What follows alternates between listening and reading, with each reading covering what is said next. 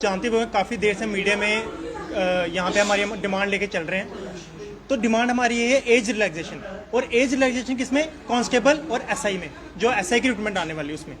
Constable का देखो, इन्होंने 1 तारीख को दिसंबर की 1 को हमारा पेपर होने वाला, और हमें अभी तक कोई आश्वासन कुछ नहीं मिला हुआ कि आपको एज मिलेगी। हमने काफ़ी सीएम सर से भी हमारी डेलीगेशन गई थी, अपने डिप्टी सीएम उनके पास भी गए थे, इवन कि हम यूथ प्रेसिडेंट वहाँ पे भी गए थे। हमारी जो डिमांड हम पिछले मार्च से 2024 मार्च से लगे हुए हैं, और ये हर एक बीजेपी मिनिस्टर के पास, हर एक बंदे के पास हम गए थे।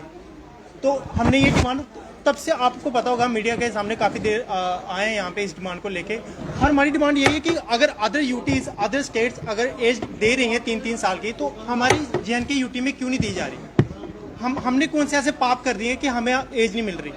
और जैसे मैं यहाँ पे दिखाना चाहता हूँ, जैसे लद्दाख यूटी में उन्होंने 2 साल की रिक्रूटमेंट की एज रिलैक्सेशन दी है पुलिस रिक्रूटमेंट में। अगर आपको देखा जाए, यहाँ पे रेलवे में 3 साल की रिक्रूटमेंट दी गई है। किसके कारण? कोविड के कारण। और जो ये कांस्टेबल की वैकेंसी है, 2016 में लास्ट वैकेंसी हुई थी, अब जाके 8 साल के बाद 2024 में हो रही है, और 2024 में जून में निकलती है।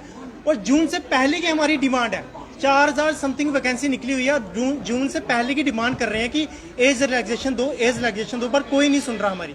हमने LG सर से भी, बीजेपी के एक मिनिस्टर है सुखनंदन जी, उनके थ्रू हमने अपना मेमोरेंडम भी पहुंचाया था। LG सर ने आश्वासन भी दिया था कि हाँ, हम इस रिक्रूटमेंट की एज रिलैक्सेशन देंगे। पर 2 बार MCC लग रहा है, कभी आपकी रिजर्वेशन का रूल के अकॉर्डिंग बंद हो जाता है, कभी इलेक्शंस आ जाते हैं, उसके कारण बच्चों की एज जो है वो बढ़ते जा रही है आगे। तो अगर अदर रिक्रूटमेंट बोर्ड अगर आप एज रिलैक्सेशन दे सकता है कोविड के कारण, तो हमारी JNK यूटी क्यों नहीं दे सकती? देखो, जैसे ये अभी SSC ने अभी रिक्रूटमेंट निकाली थी GD की, उन्होंने वहां पे 3 साल की रिक्रूटमेंट की एज रिलैक्सेशन दी है GD की, और JNK यूटी में हमें यहाँ पे 3 साल की एज रिलैक्सेशन नहीं दी जा रही। क्यों नहीं दी जा रही? क्या किया? हमारा क्या गलती है इसमें? तो अभी हमें हमारी जो डेलीगेशन थी उमर साहब के पास भी गई थी। उमर साहब ने एक ट्वीट किया था कि जो भी हमारे पास PSI और कांस्टेबल के जो बच्चे एज के लिए आए हैं, हम उसकी एक इन्वेस्टिगेशन करेंगे और उससे अप्रोप्रिएट एक्शन लेंगे और एज रिलैक्सेशन प्रोवाइड करेंगे बच्चों को। पर मुझे लगता है कि ये साल 2 महीने 3 महीने के बाद खत्म हो जाएगा। वो जो ट्वीट था वो ट्वीट ही रह जाएगा। ये चुनी हुई सरकार भी हमारी नहीं सुन रही, पता नहीं क्यों नहीं सुन रही।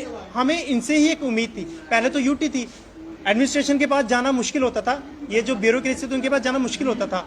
अब हमारी चुनी सरकारी रिप्रेजेंटेटिव के पास जाना बहुत आसान है। अब उनके पास गए भी थे, उन्होंने हमें बस आश्वासन देते हैं, पर अभी तक कोई रिजल्ट नहीं आया। कांस्टेबल की पोस्टें निकल चुकी हैं, उसके फॉर्म भी भर हो चुके हैं, उसकी एग्जाम डेट 1 दिसंबर को पेपर है स्टार्ट हो जाने। पर हमारी डिमांड है कि जो कांस्टेबल की रिक्रूटमेंट है 8 साल के बाद आ रही है, आप उसका एग्जाम इतनी जल्दी कैसे ले सकते हो विदाउट एज रिलैक्सेशन? 8 साल के बाद आ रही है। जो बच्चा 22 साल का होगा, 8 साल के बाद वो 28+ हो जाएगा। अब उसकी तो गलती नहीं है, रिक्रूटमेंट तो गवर्नमेंट ने लानी है। वो 8 साल के बाद क्यों आ रही है? आपको कम से कम 3 या 4 साल जो आपको लगता है ठीक है, उस हिसाब से आपको एज रिलैक्सेशन उसमें देनी चाहिए। और PSI का क्या है? PSI के रिक्रूटमेंट को इन्होंने 2021 में निकाला, स्क्रैप हुए, फिर टेंडरिंग भरी गई, फिर से पेपर हुए, फिर जाके इलेक्शन हो गए, अभी तक उसकी वैकेंसी आउट नहीं हुई है। हम चाहते हैं उसमें भी एज रिलैक्सेशन कम से कम दी जाए।